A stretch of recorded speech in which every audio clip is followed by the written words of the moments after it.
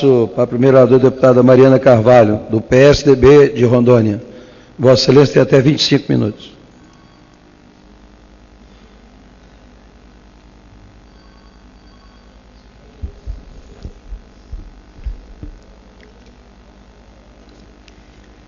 Senhor presidente, deputado Zalci, cumprimentar a deputada Érica Cocai, todo o povo brasileiro, convidar que neste final de semana teremos a convenção nacional do meu partido, PSDB, onde escolheremos os nossos representantes da Executiva Nacional.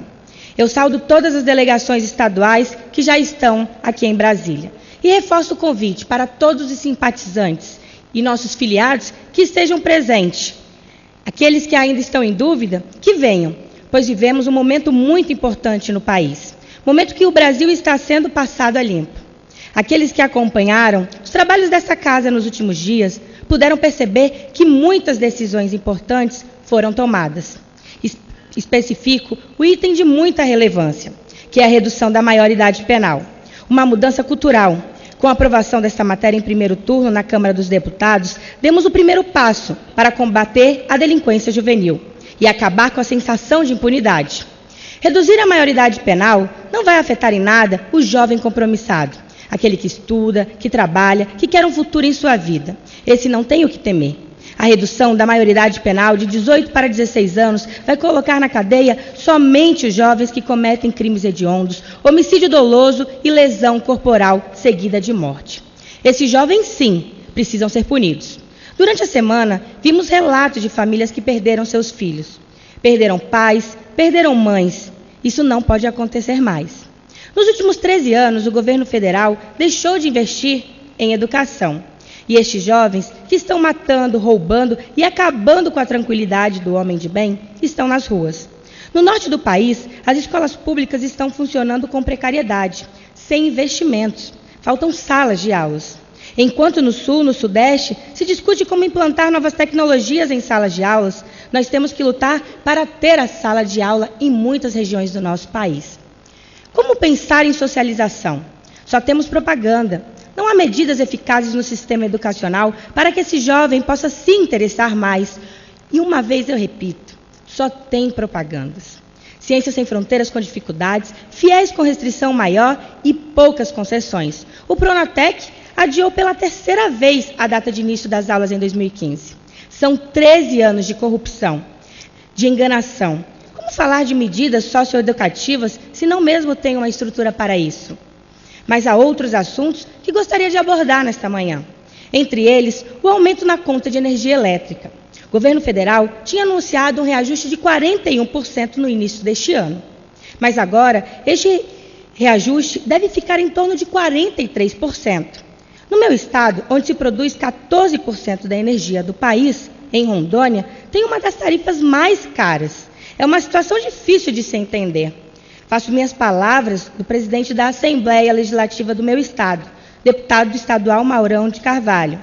Temos energia de sobra, que até exportamos, mas não temos eletricidade confiável nas nossas casas, nas indústrias. Em apenas um ano, as tarifas aumentaram cerca de 60%. Nos últimos 13 anos, o investimento no setor foi pífio. Hoje não temos grandes apagões, porque lá atrás, ainda no governo do Fernando Henrique Cardoso, foram construídas, em uma medida emergencial, várias usinas térmicas que hoje estão sendo utilizadas e fazendo com que não haja esses apagões. O consumidor vai ter de pagar, por meio de aumentos na tarifa de luz, a melhoria da qualidade dos serviços. Poderia discursar aqui por horas da falta de investimento em setores prioritários para a melhoria da qualidade de vida dos brasileiros, em especial da população do meu estado, Rondônia. Mas quero deixar aqui a contribuição do professor e historiador Antônio Ocampo, que vai publicar um livro sobre a história da minha cidade, que é a capital do meu estado, Porto Velho. Ele aborda uma questão muito importante, que é a perda da identidade cultural de Porto Velho, com a destruição dos bens representativos como as danças folclóricas, folguedos, quadrilhas juninas e boi-bumbás.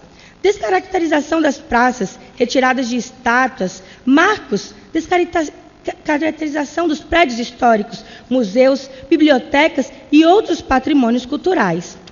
Os primeiros acenos nesse sentido se percebem um pouco antes da elevação de Rondônia para o Estado e se dá na gestão do governador Jorge Teixeira. Parece uma contradição ao que ele fez para Rondônia, dentre tantas as criações da Secretaria de Cultura. A restauração do trecho da Madeira Mamoré para fins turísticos e a implantação do Mural dos Pioneiros, no então conhecido Trevo do Roque.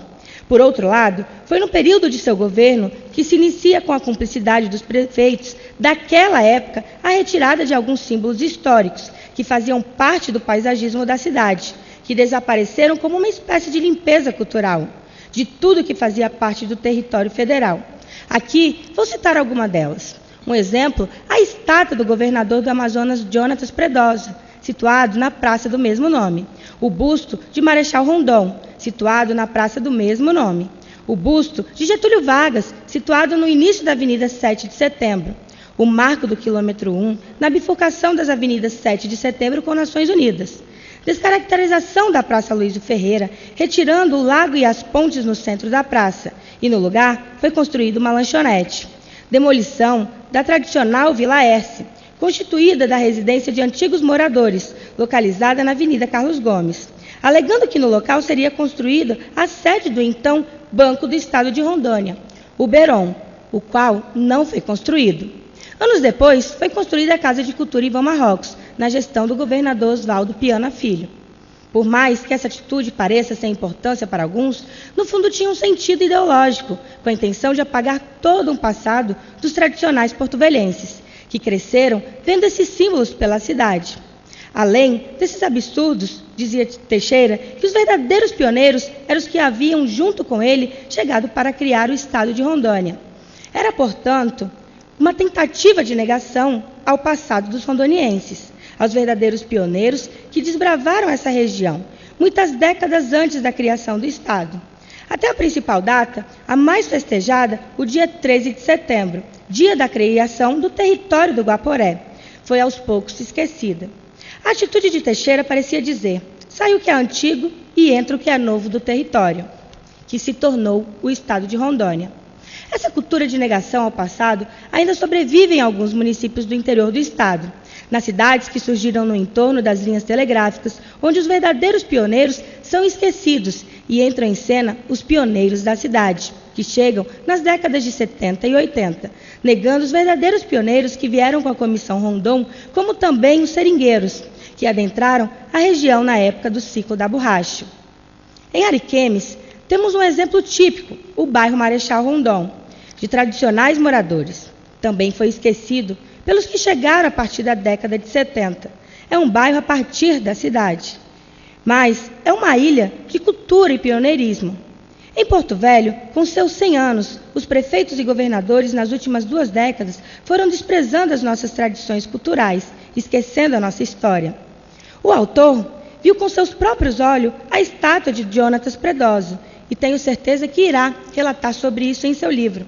O governador amazonense que criou o município de Porto Velho, abandonando nos fundos do terreno da primeira delegacia de polícia, quando a mesma funcionava a rua João Alfredo, a mesma que dá acesso ao Porto do Cainago, no bairro do Triângulo. Sorte teve o busto do Marechal Rondon, que retornou à praça após ter sido reformada, por iniciativa do então prefeito Chiquilito Herce, em sua primeira gestão de 1988 a 1992, onde até hoje lá se encontra. Ao final da década de 70, o início dos anos 80, vivíamos uma ditadura militar. A remoção dessas peças e modificações nos logradouros públicos foi admitida pela sociedade rondoniense, principalmente os intelectuais, que fingiram muitas vezes não ver e não tiveram a coragem de se manifestar, contrários à eliminação desses símbolos existentes nos principais pontos da cidade. Se foi intencional ou não, a ideia é que hoje Jorge Teixeira quis apagar da memória de todos os rondonienses o seu passado e que apenas suas ações como governador fossem eternamente lembradas pela população a partir de então. Em Manaus, quando foi prefeito, antes de se tornar o governador do território de Rondônia, derrubou dezenas de árvores, como as históricas mangueiras das principais ruas do centro da capital amazonense. O vandalismo oficial ainda vem acontecendo em Porto Velho nos dias atuais.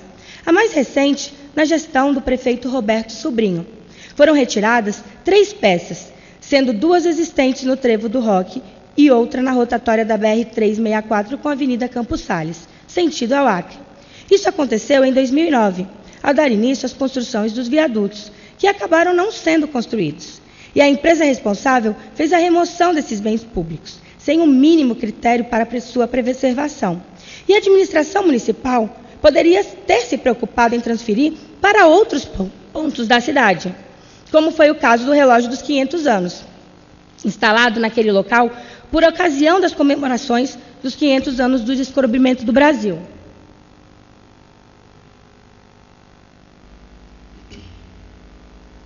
Uma parceria que foi realizada entre a Prefeitura e a Rede Globo de televisão. Depois de 2000, o relógio de Porto Velho foi abandonado e, por iniciativa deste autor, quando estava no cargo de secretário municipal de Meio Ambiente, propôs a sua restauração, em convênio entre a Prefeitura de Porto Velho e a Faculdade Faro, em 2002. Outro bem público retirado foi o Mural dos Pioneiros, patrimônio histórico importante, não só para a capital, mas para o estado de Rondônia. Construído por iniciativa do então governador Jorge Teixeira, para marcar o momento da inauguração do asfaltamento da BR-364. A sua implantação teve 2 momentos históricos. O primeiro, no dia 18 de agosto de 1984, quando foi realizada uma solenidade para a assinatura do convênio entre o governo de Rondônia, a Prefeitura de Porto Velho e a Rondônia Refrigerantes do Amazonas, para a manutenção do Mural dos Pioneiros, que seria inaugurada em 13 de setembro do mesmo ano. Na ocasião da assinatura do convênio, o então governador Jorge Teixeira proferiu um discurso que, para alguns, ele estava antecipando a sua despedida do cargo, em um momento de transição da política brasileira, dizendo: estamos chegando ao fim da missão. Foi o tempo de chegar e de viver intensamente os problemas da transformação do território federal, de Rondônia em Estado. Agora que se aproxima o tempo de partir, partiremos naturalmente, efetivamente, sem nenhuma falsa modéstia. Tudo demos por essa missão, e se ela não foi cumprida na sua totalidade, é porque precisava de mais tempo ainda. E o segundo momento histórico foi o dia da inauguração do asfalto da BR-364 e do próprio mural, no dia 13 de setembro de 1984, com a presença de autoridades brasileiras e pelo presidente da República, João Figueiredo. O Mural dos Pioneiros teve sua concepção artística idealizada pela arquiteta Elvia Lúcia de Fraga, funcionária do DR, que procurou relatar em 8 painéis do mural os principais acontecimentos históricos de Rondônia, homenageando o pioneirismo dos imigrantes, que desenvolveram essa região em vários períodos no atual estado de Rondônia. Outro bem público que sofreu vandalismo oficial na administração do prefeito Roberto Sobrinho foi a escultura batizada de Urucumacuã, de autoria do arquiteto e artista plástico Júlio Carvalho, que ficava na rotatória da BR-364 com a Avenida Campos Sales, próximo ao Hospital João Paulo II, e que foi adquirida na gestão do prefeito Chiquilito S. Tanto a Urucumacuã como o Mural dos Pioneiros foram deixados aos pedaços no pátio do Departamento de Recursos Logísticos, de responsabilidade da Secretaria Municipal de Administração, situada na BR-364, ao lado da Casa Noturna Caipirão, que até hoje ninguém foi responsabilizado por esses descasos aos bens históricos do paisagismo da cidade, que custaram muito dinheiro para os cofres do município de Porto Velho. A escultura foi reconstruída pelo próprio autor, com menor dimensão, e voltou ao cenário da cidade no início de janeiro de 2014, sendo instalada na Avenida Jorge Teixeira com a Avenida Pinheiro Machado. O relógio teve destinação ignorada e até hoje não se sabe o seu paradeiro. Os responsáveis por esse descaso nunca deram satisfação à sociedade e tampouco foi cobrada dos órgãos com a responsabilidade de solicitar do gestor municipal daquele período. Se foi a população, não ficou sabendo. Outra ação danosa contra o nosso patrimônio histórico ocorreu na área de construção das hidrelétricas de Santo Antônio, com a demolição do marco divisório em 2011, causado por uma avalanche de água que arrastou e despedaçou o marco, além do valioso sítio arqueológico que existia nas imediações da cachoeira. Dessa forma, as referências culturais da cidade foram desaparecendo, sem que a população percebesse também, perdendo seu espaço no ambiente social e cultural. Em qualquer cidade onde a sociedade e seus políticos valorizam esses patrimônios públicos, reconhecem a importância, pois esses bens públicos contribuem para consolidar a identidade cultural, pois são testemunhas de um passado e dão vida para a cidade. São referências agregadas à cidade, intimamente ligadas ao sentimento cultural da população. Em Porto Velho, a terra de todos, ao mesmo tempo de ninguém, isso acontece sem ao menos chocar a maioria da população. Acaba se tornando normal, pois o argumento é o do progresso, que está chegando. Por isso, vão substituindo o velho pelo novo. A Porto Velho Cosmopolita possui uma elite, em sua grande maioria de pessoas nascidas em outros estados, que atuam na área política, empresarial, igrejas, faculdades, imprensa e nos principais órgãos públicos estratégicos do estado. Essas pessoas que comandam o destino do estado muitas vezes não conseguem ter e encontrar sua identidade cultural com o Porto Velho. Por isso, os acontecimentos predatórios que descaracterizam o patrimônio cultural e histórico na terra onde estão vivendo não causam indignação a essas pessoas, por não fazer parte do seu DNA cultural. Portanto, pouco importa se um patrimônio histórico como a Madeira Mamoré está sendo deteriorado pela falta de uma ação de preservação por parte do poder público, assim como os outros exemplos citados anteriormente. O mais grave é que os órgãos públicos que existem para proteger as tradições e os bens culturais ficam inertes, desprezando a descaracterização e até mesmo participando, por exemplo, como o Arraial Flor do Maracujá, que nos últimos anos vem sofrendo mudanças por incompetência dos gestores, deixando até de ser realizado no mês apropriado para ser junino, chegando até ser realizado no mês de outubro. Um exemplo típico de dano à cultura, ferindo o princípio da tradição. A falta de indignação a essas todas as ocorrências está presente também nas representatividades das sociedades eleitos para fiscalizar, que ficam imobilizados nas câmaras e na Assembleia Legislativa. É aí que os depredadores oficiais se acomodam, por ter a certeza que nada vai lhe afetar.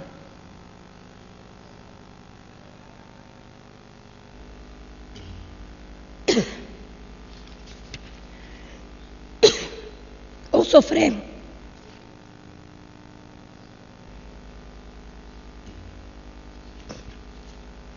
sofrer algum tipo de responsabilização por conta, perdão, presidente, por desprezo dos órgãos oficiais do Executivo e Legislativo, que atos dessa natureza, ao longo dos anos, deixaram a capital do Estado praticamente sem referência de seu passado distante e recente.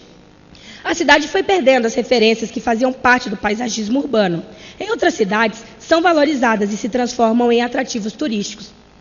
Infelizmente, esse desmanche cultural em Porto Velho, por parte, muitas vezes, dos nossos governantes, é progressivo. Por isso, venho pedir que todos estejam ligados à valorização do nosso passado, da nossa história, da nossa cultura, resgatando os nossos valores e pessoas que são de marcos importantes para que a gente consiga avançar no progresso e na nossa valorização.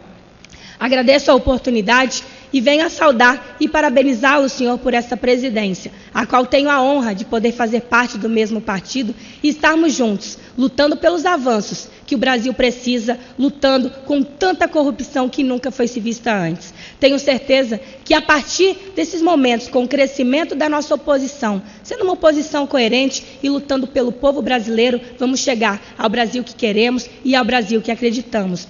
Saudar também o nosso deputado Pedro Vilela de Alagoas, jovem que ajuda muito na renovação dessa casa, fazendo com que essas grandes transformações possam acontecer.